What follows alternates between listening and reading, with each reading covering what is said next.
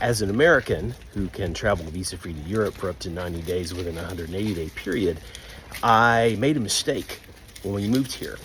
My long-stay visa start date was December 2nd.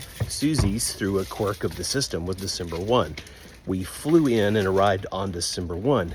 So I magically assumed that no problem, I entered as a tourist, as I'm able to, and my visa would just simply pick up on the 2nd. Once you've actually arrived in France, you have to go online and validate your long-stay visa and pay a tax. Susie did hers with relatively no problems. We'll have a video about the details of that later. But mine said that it was invalid.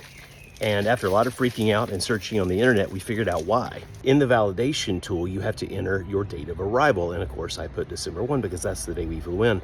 But since my visa did not start until December 2nd, I had to exit the country and re-enter and then validate from that new entry date. So what I did is I had to book a cheap flight to London, and I flew to and from London in the same day. I flew in the morning and I killed some time in the airport. I didn't really have time to go anywhere. I did not even leave the airport. I bought some English language books, which is something I always do when I'm in London.